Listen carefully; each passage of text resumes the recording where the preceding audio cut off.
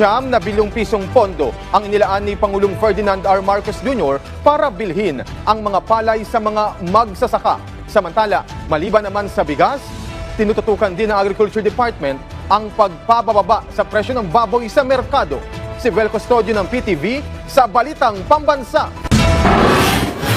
Naglaan si Pangulong Ferdinand R. Marcos Jr. na malaking pondo para bumili ng palay sa mga lokal na magsasaka. Napagkasundaan namin sa NFA Council na mamimili tayo ng palay this year, 2025, ng minimum ng 23 pesos per kilo at pwedeng umabot ng 30 pesos per kilo, depende na sa market. Naglaan din ang ating mahal na Pangulo na si President Bongbong Marcos ng 9 billion pesos para makabili tayo ng palay mula sa ating mga farmers. Karagdagang pondo ito mula noong nakaraang taon.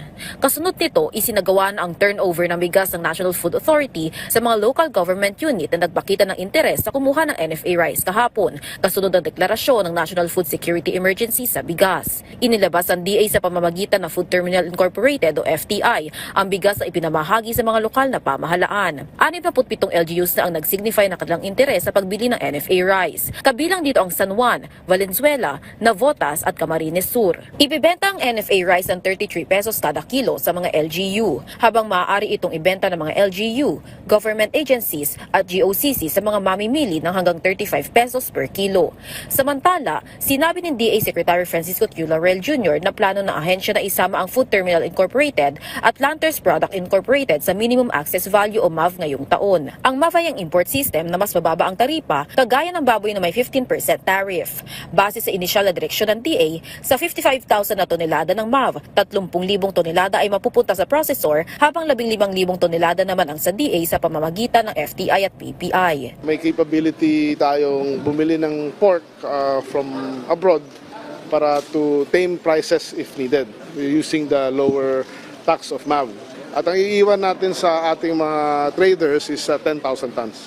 Equally distributed. Nilinaw ng kalihim na hindi delayed ang MAV ngayong taon dahil nasa unang kwarter pa lang ang taon. Target na ahensya na ilabas ang final allocation nito bago matapos ang Pebrero. Kampo ni Duterte, tinutuligsa ni Congressman Dalipe sa paggamit ng ombudsman para gibain ang impeachment laban kay VP Sara. Naritong newscoop ni Maine Barreto. Pinalagaan ng isang lider ng Kamara ang mga kaalyado ni dating Pangulong Rodrigo Duterte at inakusahang ginagamit na sandata ng mga ito ang Office of the Ombudsman upang gantihan ang mga miyembro ng Kamara na bumoto pabor sa impeachment complaint laban kay Vice President Sara Duterte.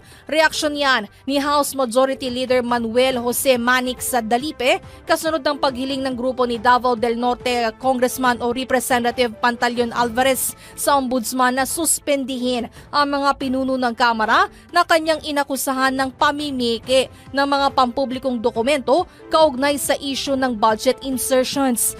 Ayon kay Representative Dalipe, isang desperadong pagtatangka ang panawagan ni Congressman Alvarez para sa suspensyon at gawing sandata ang ombudsman para sa paghihiganting pampolitika dahil nananatiling matatag ang Kamara sa pagtataguyod ng transparency at accountability anuman ng political affiliations. Tiwala naman ng House Majority Leader na hindi magpapagamit ang ombudsman sa mga kaalyado ng mga Duterte sa tinagurian niya nga political games. Aniya, malinaw na taktika ang reklamo at panawagang suspensyon upang ilihis ang atensyon sa issue ng impeachment laban kay VP Sara. Para sa Newscoop, Maine Barreto, nagbabalita ng tama, naglilingkod ng tama. Wala pong sapat na basehan ang Korte Suprema para mag-issue ng TRO regarding the impeachment complaint. We did follow the verification rule. Yun pong sinasabi nilang hindi namin kayang aralin ang 7 articles of impeachment in a day. This is misleading sapagkat ang totoo po niyan, since the filing of the first 3 impeachment complaints, ay nagkaroon na po ng individual evaluation ng mga congressmen. Ito pong ating mga paliwanag na ito ang dahilan kung bakit kami naniniwala na dapat i-dismiss, i-deny itong petition for issuance of TRO with regards to the impeachment complaint. Kampo ni Duterte, tinutuligsa ni Congressman Dalipe sa paggamit ng ombudsman para gibain ang impeachment